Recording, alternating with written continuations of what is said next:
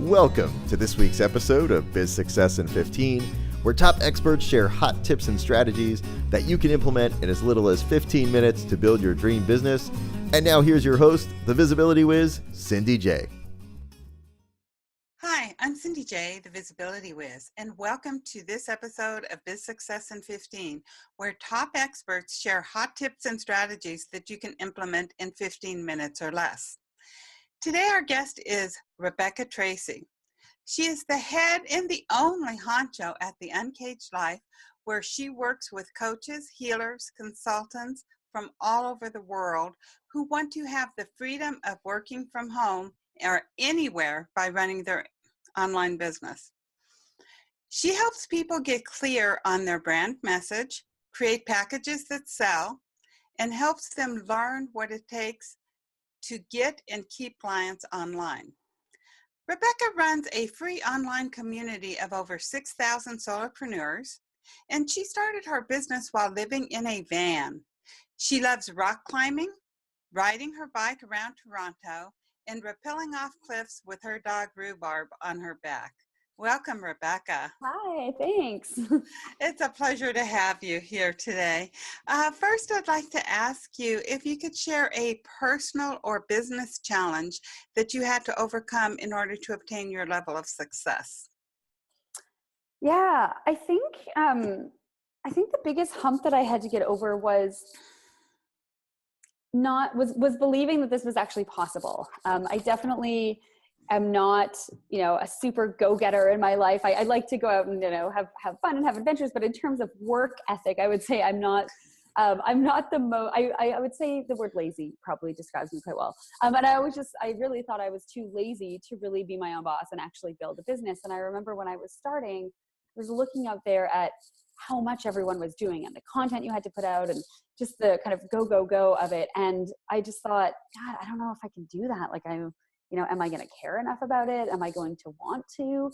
I'm just not that type of person. So I really had to, I wouldn't say that I had to change into being that type of person, but I had to just kind of get my mindset around that and go, okay, well, you might not be exactly that type of person, but when you want something, you hustle for it. So, how can you take those skills of, hustling for your personal life things and bring them into your business?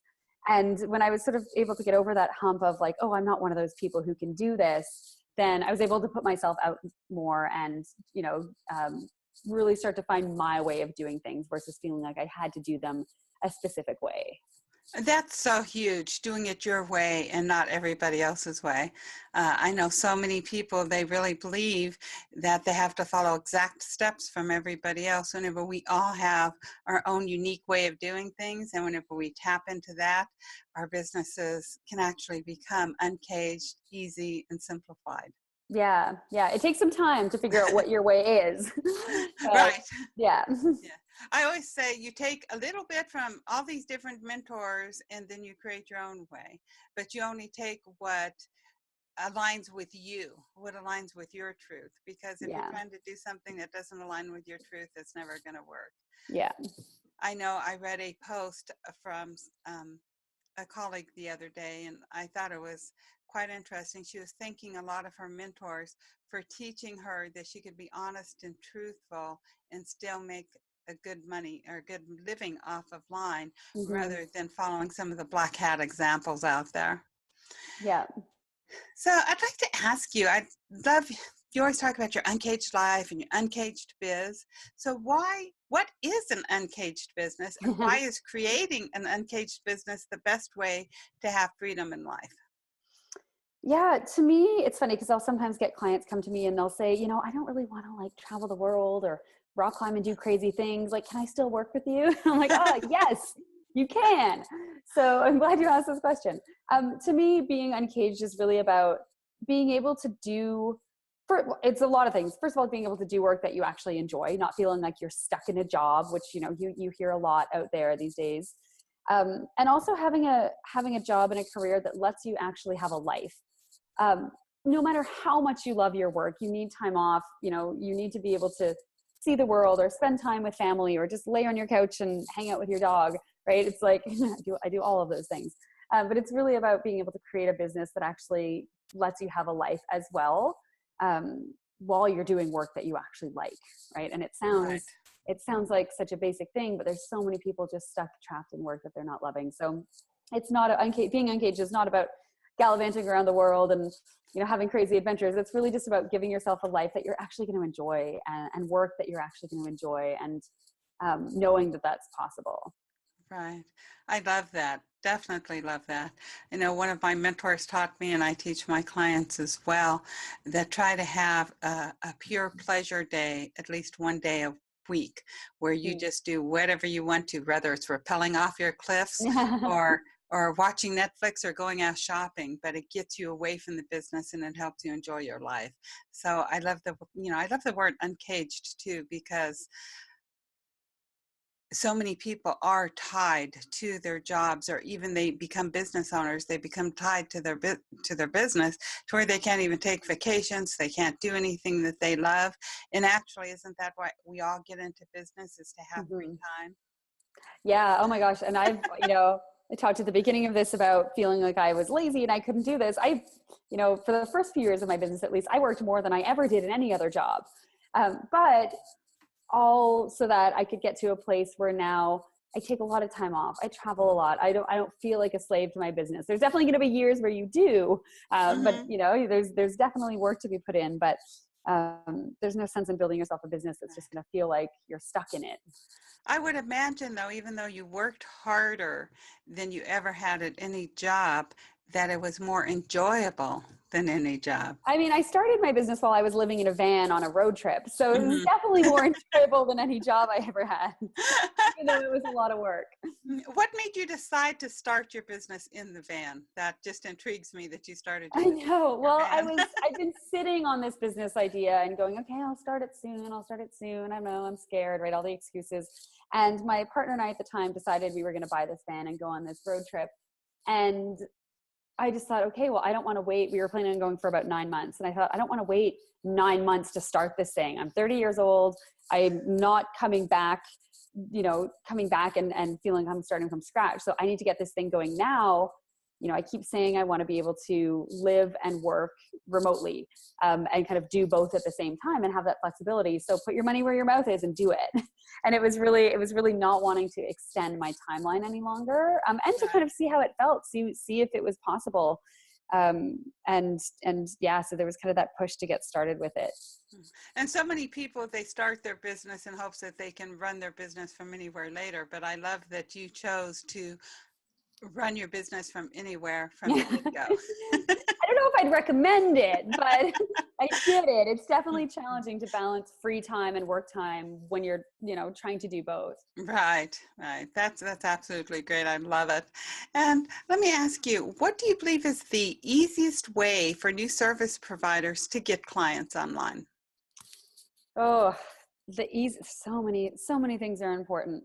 I think that the foundation of your business has to be really super clear. And, I could list off strategies and use Facebook ads and use this and use that. But I think at the core of it, if what you're offering isn't clear and who you're offering it to isn't clear, none of that's going to work. And so what I've found, and this is why I do the work that I do with my clients, that really making sure that what you offer and the way that you're talking about it is hitting the right mark with the right people. And when you can nail that, all of those other fancy tactics that you can learn, like using messenger bots and doing webinars and list building and all of that, becomes actually useful. If you're doing all of that without a really clear foundation, then it all kind of just gets lost. Mm-hmm.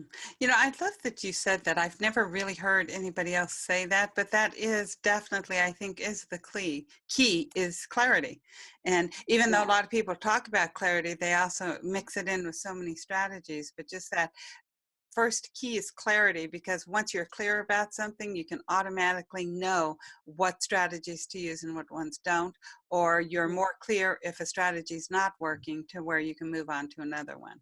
Yeah, I've seen, and this is, the work that I do is all about that clarity piece. And I've seen so many of my clients fumble around. They've taken tons of courses and programs and they're trying to build their list and they're putting money into Facebook ads and nothing's working. Right. And when we come down to it and I look at what they're doing, the strategies, there's nothing wrong with the strategies, but they can't even articulate to me what they do and who their clients should be. And so if you Right. don't know that, all the best strategies in the world aren't going to actually do anything. So I've made it my work at Uncaged to really focus on that piece with people. And it's amazing what just a couple tweaks in, the languaging and the clarity around your messaging can do for bringing in clients faster. Definitely. Completely agree. And I know from looking at your website and from what I know of you, it seems like you really work a lot with packages. So, how can entrepreneurs create and sell packages? Can you explain what a package is for those that may not know what it is, and how they can create and sell them? Yeah, I work with a lot of coaches, and particularly a lot of life coaches. And so what I see often happening is people selling life coaching services almost hourly. They're like, sign up for 6 sessions and then, sign up for 2 sessions a month and we'll just kind of coach for as long as we need to. And it's not super clear. And so to me, when I say a package, it's really just bundling your sessions with a client together in some form. So this could be like a one-time session, could be a package. A month-long series of 4 sessions could be a package. But the key to me is that it has a start date and an end date. It's not just this open-ended, we'll just work together as long as we have to, because that's really scary for clients to commit to. Like, is it going to take me 2 months or 10 months to get where I want to go? And, the coaches tend to go, well, I don't know, we'll see. And that's not great for business. So having a clear definition of what you're going to work on and how long it's going to take with a really clear price is just going to help your clients feel more at ease and actually signing on with you. And I believe that it helps them be more focused on their own growth whenever they know there's an end date.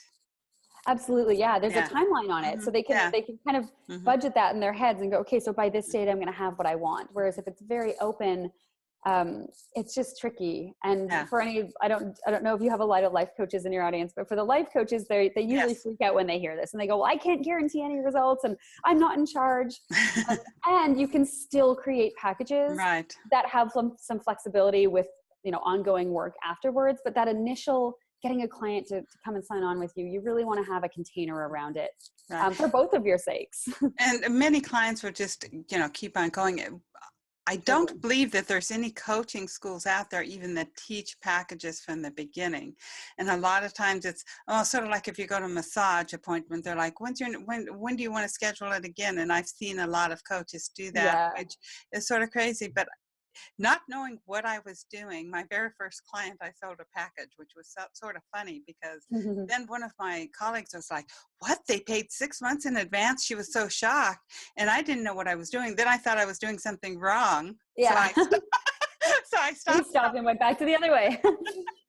Yeah. And the truth is there's no wrong. I know a lot of coaches who do the open-ended coaching. It's, but I think when you're getting started, just, again, it comes back to clarity and focus. And if you can see, you're sitting with your client or over Skype with your prospective client and you're saying, listen, here's what you want, X, Y, and Z, here's where you want to get to, here's how I'm going to help you get that, here's how long it's going to take, right? They're going to feel a lot more confident than just kind of saying, well, results depend on you and we'll see how it goes. So you want to really be confident in what you're offering and know that there's tons of flexibility, right? You can continue the package afterwards. You can just keep bumping them up and move to week by week or hourly. But just that initial sign on is just so much easier when you've got that. Or you could create a second package to build upon the first one. Yeah. And I'm sure that you teach that too. So it's great. Yeah. I love packages. I wouldn't work any other way today.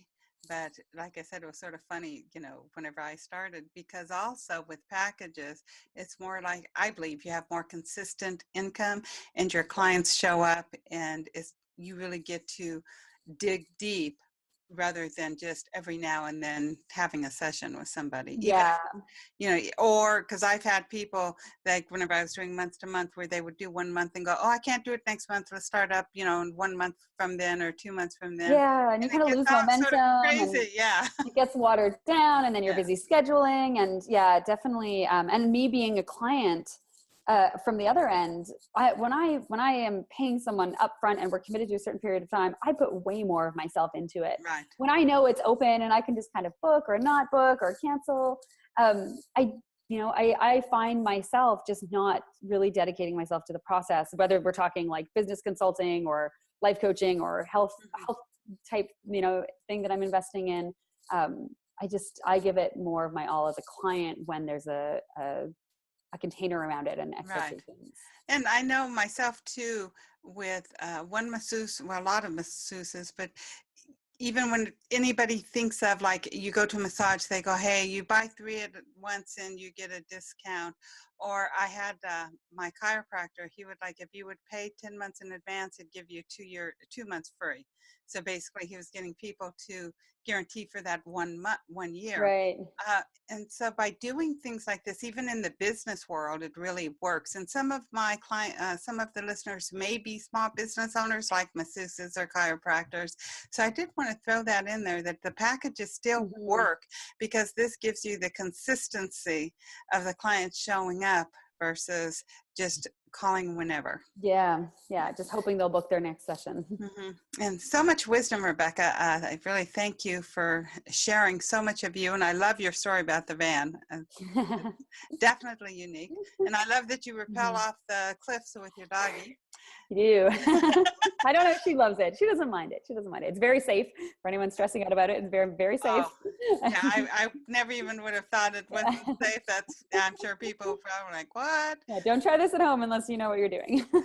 But people always, whenever it comes to animals, or they look at different things. I mean, gosh, you've seen, dogs on the back of motorcycles, on boats, or birds on boats and all over the place. So I know. they like doing what we do. Yeah. Now, I know that you have a business strategy that our listeners can implement in as little as 15 minutes. Can you share that with us? Yeah. I thought about this before the call today, and I think the thing that it kept coming back to that I want to offer is, I don't even know if it'll take 15 minutes, maybe, but dedicating some time. I usually give my clients, because I work with them in 4 to 5 week periods, that amount of time to keeping your eyes on your own paper. And so what I mean is not, taking all of the email lists that you're signed up to, all the business strategy things you're trying to learn, and like putting them into a separate folder so you don't see them, unfollowing the people on Facebook, really just taking the time to work on your business. Because what I see so many people doing, and I get it, I did it, and I still do it, and I notice when I start to go down the rabbit hole, is we compare ourselves to everyone else. And we get into this comparison trap, like tunnel, where we're just, we see what someone's doing and it leads us somewhere else. And all of a sudden we're like catastrophizing our whole business because someone's already doing it, or they're doing it better, or there's too many people doing it and I'll never be as good as them. And we just go down this tunnel, and it's really bad for our businesses. And I still do it in my business. So when I notice that happening, I need to commit to unsubscribing from all the newsletters, or at least putting them in like a separate folder where, I'll commit to checking them once, my time limit is done, and really just hunkering down and working on my business. Because I find I personally get very influenced by what other people are doing, and it really messes with my head. So I need to, like, eyes on the prize, block everything else out. And so, if we're asking about how to do that in 15 minutes, I think it's a matter of really just committing to the period that you want to do it for, and then going through and filtering, creating some filters in your email to get those emails out of your inbox. Maybe putting a Facebook feed blocker on Facebook for a certain amount of time so that you can't see your news feed coming up, you can't get sucked into it all, and really just hunkering down and working on your stuff. Right. Or just simply not, well, if you're on Facebook, I guess if you're working on your own Facebook, you have to be on there. But a lot of times, I love that strategy, and it's so true. And a lot of times, so many of us have 5, 6, 7, 8, 9, 10 tabs open at 10, 30, 50. Yeah. And you can't focus, because even though you may think you're only on one of them, the other ones are still glaring at you just from the little top. And the little messenger notice comes up. Oh, you have a message. Oh, I'll just go check that. Okay. Exactly. So, so that's all part of it. Thank you for sharing that. I love that. And I definitely encourage all of our listeners to hunker down and block everything out. Also, I know that you have a wonderful gift for our listeners. So can you share a little bit about it? Yeah, so I have a super simple 3-month business building checklist. And this was created when I'd work with my clients, and we'd get the clarity piece, and then they'd be like, okay, what do I do now? Like, there's so many things. Do I do Facebook ads? Do I do this? Like, where should I be putting? Do I create packages? And so I wanted to make a really clear, what I think is a logical order of things to do. Of course, it varies for everyone, but month 1, here's where you should put your focus. Month 2 and month 3, and just a super simple checklist with a couple explanations of things, just to give people a sense of what happens when. I think as new business owners, it's easy to be like, oh, I have to be doing everything all at the same time. And similar to having all the open tabs, our focus gets dispersed, which is not great. So that's a checklist just to kind of help you see where you're at with it.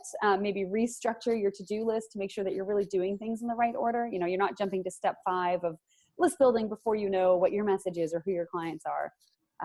That's in a super handy little Google Doc, so you can take it and type in it, whatever you want to do with it. And you can type in. Can you tweak it to your two? Yeah. So if you just save it, So if you save a copy, you can go in and like write in it, edit it, highlight stuff. Use it instead of just looking at it and never using it again. I love Google Docs for that. And checklists are so great. So I really encourage everybody to go get the 3-month building checklist. And I love that, it's the what to focus on to build your business, just the whole business building. And you'd mentioned overwhelm, and all overwhelm is our mind thinking that we have 100 things to do. So therefore we have to do all 100 of them at the same time. And so your business building checklist goes along with the strategy of whenever you're focusing on this, focus on it and turn everything else off. Yeah, absolutely. Yeah. And so to get Rebecca's gift, the 3-month business building checklist, you can visit bizsuccessin15.com, and you'll also be able to re-listen to today's show for any golden nuggets that you might have missed. So Rebecca, do you have any parting words for us? Oh, the famous parting words. One sentence to sum it all up. I'm a really big fan of action and just doing things. And I find that overthinking doesn't ever lead to any better success in business. So whatever I would say for anyone out there who's, been holding off on doing something or kind of hesitant or not really sure, to take whatever that step is. And so if you weren't scared, if you weren't unsure, what would be the next thing that you would do? And to answer that question and then go and do it. Even if it's the wrong thing, it doesn't matter, because it's the overthinking and the perfectionism and the overwhelm that really starts to spiral and gets us nowhere. And so just deciding not to engage in that and doing the next thing, whatever the next thing is the quickest way to really start to move forward in your business, no matter where you're at. That's always the next, it's always the best option, in my opinion.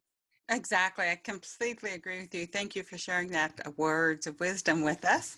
And I do want to tell you that if you enjoyed today's show, feel free to share it with your friends. And you'll want to hop on over to Biz Success in 15, where you're going to find all links from today's show. You'll also be able to re-listen to Rebecca's words of wisdom and catch up on past episodes that you might have missed from other top experts. And be sure to grab Rebecca's free gift, the 3-month business building checklist. You'll be glad you did. So thanks. Big hugs, and be sure to tune in next week for Business Success in 15 with another top expert. You've been listening to Biz Success in 15. For all links mentioned in today's show and to watch or listen to previous episodes, visit bizsuccessin15.com. Thanks so much for listening, and be sure to tune in next week for another amazing guest.